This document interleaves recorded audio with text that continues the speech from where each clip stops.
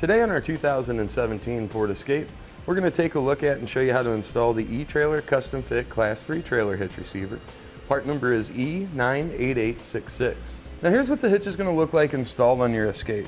As you can see, that cross tube remains mainly hidden. I think it's a really nice looking hitch. You're not changing the cosmetics of the vehicle all that much.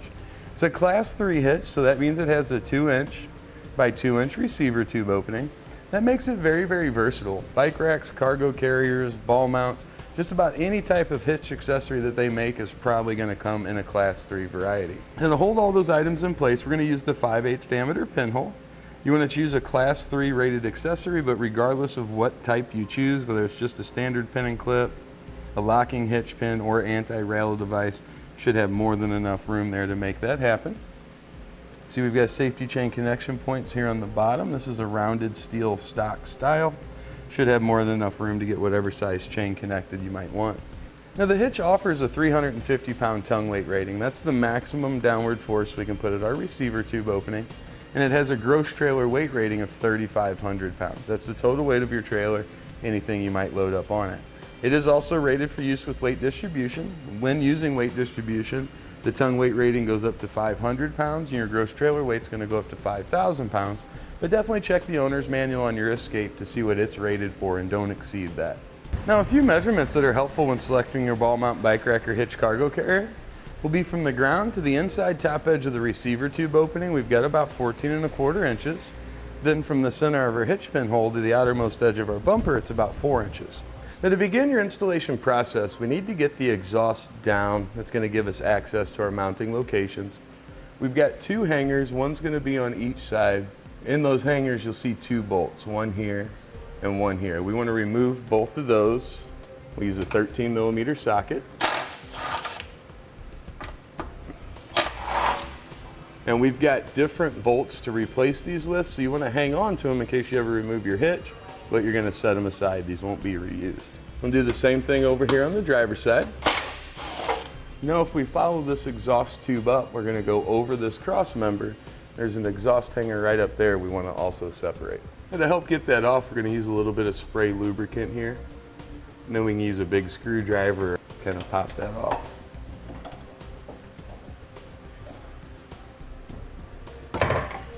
All right, once that's off, you'll see that exhaust is just going to come down.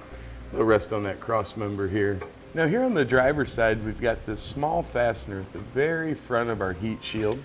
We're going to use a 10mm socket and remove that. Then we'll trim off our heat shield. We want to go 1 inch in front of this hole, over, and then all the way back. On the passenger side, we don't have this screw or kind of this area. We're just going to have an area from here to here. We'll trim that off entirely.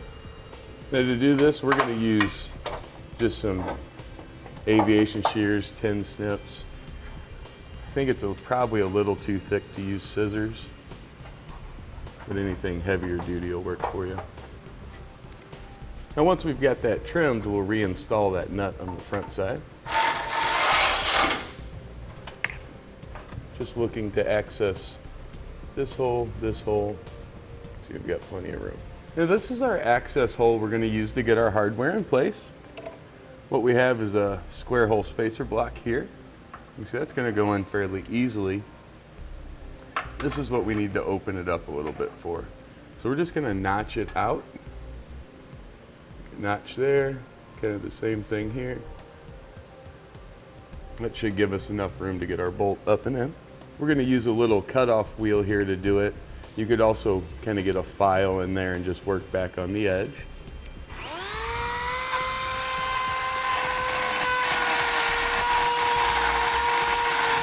Here you can see the notches we've created. And we're just going to touch this up with a little rust preventative paint. That way we won't have to worry about any corrosion on that bare metal. Once that dries, we'll get our hardware put in place. And to get our hardware in place, we're going to take one of our pull wires.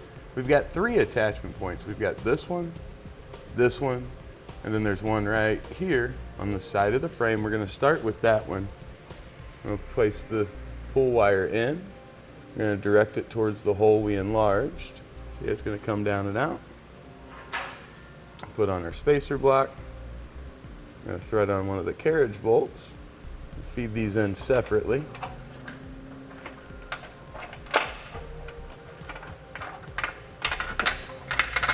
And if you kind of wiggle it a little bit, you'll get it lined up with that spacer block. You want to pull it out and then just let it rest right back in the frame there.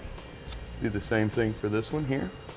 Now when you put these in, this one and the one we're going to put here, you need to make sure you get your spacer block so that it's kind of laying like this. This weld nut that's right here, if we don't get it back far enough, will be in the way, so just keep that in mind.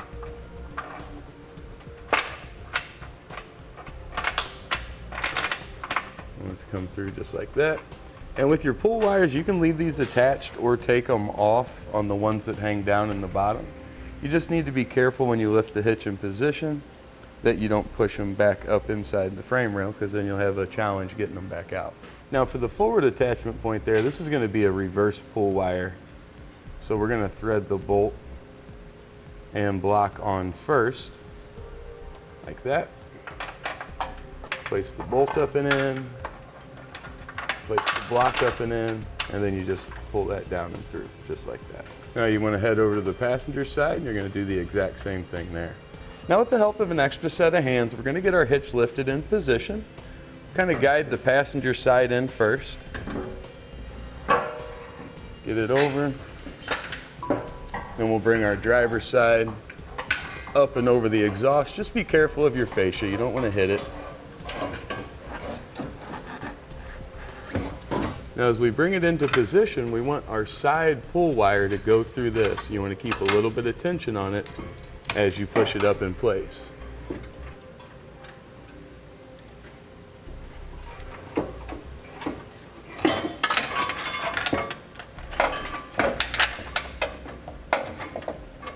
And once we've pulled that through, we can remove our pull wire.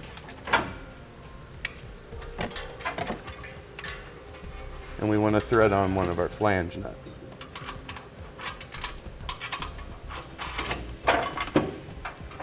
And we also want to start a flange nut on our two on the bottom side here. And we're going to do the same thing for the other side as well. Now we're ready to snug up our hardware. We've got all of it in place. Something I like to do, these are the bolts we're going to use for our exhaust hangers, replacing our factory bolts with. I want to ensure that I'm able to start these. You can see I've got them both in their weld nuts before I tighten the hitch down. The hitch will have a little bit of play forward and back, and if we don't have those lined up, we might be blocking that hole. So keep those in place, snug up the hardware here.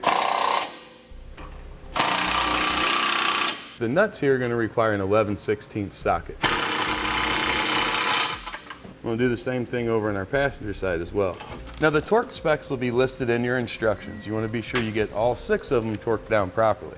Now we'll pull down those bolts that we had just kind of started in there. We'll get our exhaust put back up into position. Now as we put these in place, be sure you put a flat washer on your bolt. And generally for them to line up, you're going to go on the outside slot on the front and the inside slot on the back. Now we'll snug these down and torque those as well. Now the last thing we'll have to do is get our hanger put back in place up here.